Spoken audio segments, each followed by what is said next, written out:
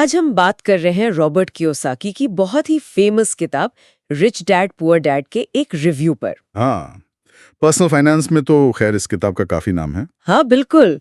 और ये रिव्यू हमें बताता है कि इसके पीछे का आइडिया क्या है। तो रिव्यू के हिसाब से ये किताब कियोसाकी के अपने अनुभवों पर आधारित है, उनके दो पिताओं से मिले सबक। हाँ, एक उनके पुअर डैड जो उनके असली पिता थे, पढ़े लिखे सरकारी नौकरी वाले जो जॉब सिक्योरिटी और अच्छी पढ़ाई को अहम मानते थे, और दूसरे रिच डैड जो उनके दोस्त के पिता थे, वो बिजनेस माइंडेड थे और उन्होंने सिखाया कि पैसा असल में काम कैसे करता है। प्रैक्टिकल बातें। बिल्कुल। तो ये कंट्रास्ट ही किताब का बेस है। तो आज हम इस रिव्यू के जरिए समझने की कोशिश करेंगे कि इस किताब के मुख्य विचार क्या हैं और क्यों ये इतने लोगों को अपील करती है, खासकर जो फाइनेंस में नए हैं। चलिए शुरू करते हैं। हाँ, तो देखते हैं रिव्यू क्या कहता है। सबसे पहली और शायद सबसे बड़ी बात जो रिव्यू हाईलाइट करता है, अमीर लोग पैसे के लिए काम नहीं करते, पैसा उनके लिए काम करता है। किताब में वो फेमस लाइन भी है जी। गरीब और मिडिल क्लास पैसे के लिए काम करते हैं, अमीरों का पैसा उनके लिए काम करता है। ये सुनने में काफी अलग लगता है ना? हाँ बिल्कुल। और रिव्यू इसी को कियोसाकी के फिलॉसफी का कोर मानता है। ये पारंपरिक सोच से हटकर है कि बस नौकरी करो, सैलरी लो। मतलब इसका असली जोर है पैसिव इनकम और इन्वेस्टमेंट पर। ऐसी चीजें बनाना जहां पैसा आपके बिना लगातार मेहनत किए भी आता रहे, बढ़ता रहे। अच्छा, तो ये सिर्फ सैलरी कमाने से आगे की बात है। ठीक है। रिव्यू एक और चीज पर बहुत जोर देता है, फाइनेंशियल लिटरेसी। हाँ, वित्तीय साक्षरता। ये बहुत जरूरी पॉइंट है।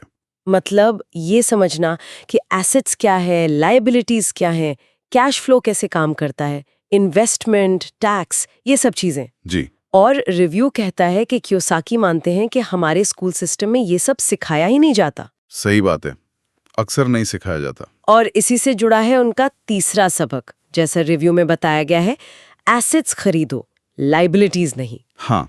रिव्यू में उदाहरण भी हैं, जैसे स्टॉक या रियल एस्टेट, ये एसेट्स हैं, पैसा बना कर देते हैं। और कार लोन या बहुत बड़ा महंगा घर, ये लायबिलिटीज हैं, जेब से पैसा जाता है इनमें। बिल्कुल, ये फर्क समझना रिव्यू के मुताबिक फंडामेंटल है। कियोसाकी का तर्क यही है कि पारंपरिक पढ़ाई हमें ये नहीं सिखाती, तो हमें खुद सीखना होगा। तो ये पहला कदम है वेल्थ बिल्डिंग की तरफ, कह सकते हैं। हाँ, कह सकते हैं। माइंडसेट और जानकारी दोनों जरूरी हैं। अच्छा, रिव्यू में दो और आइडियाज का जिक्र है।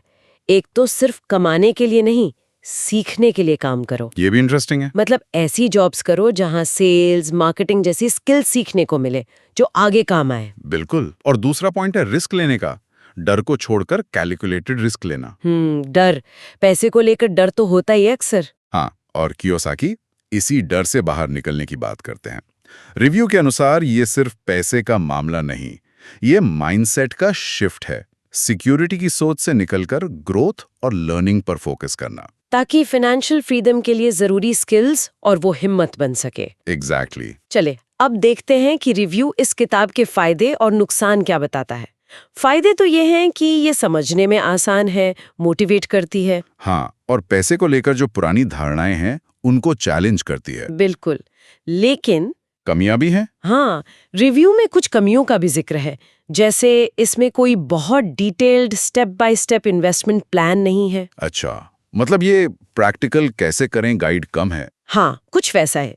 और कुछ लोगों को लगता है कि बातें थोड़ी रिपीट होती हैं या फिर जरूरत से ज्यादा सिंपल करके बताई गई हैं। और एक सवाल ये भी उठाया गया है रिव्यू में कि ये रिच डैड असल में थे भी या सिर्फ एक समझाने का तरीका थे। ओह, ओके।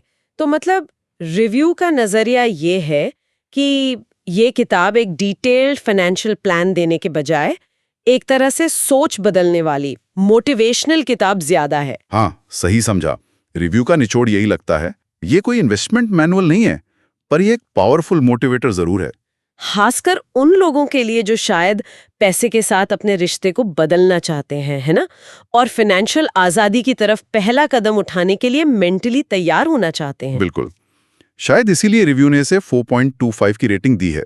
अच्छी रेटिंग है, पर यह भी दिखाता है कि ये परफेक्ट नहीं है, इसमें कुछ गैप्स हैं।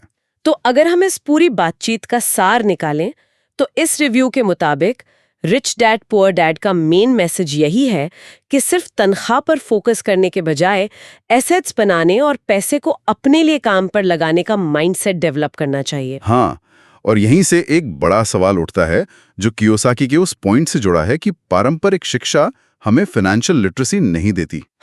अगर रिव्यू की माने और ये सच है, तो फिर आज की दुनिया में प्रैक्टिकल फाइनेंशियल समझ बनाने के लिए वो सबसे असरदार पहला कदम क्या हो सकता है, जिसे कोई भी उठा सके, स्कूलों के भरोसे ना रहकर खुद से? इस पर सोचने लायक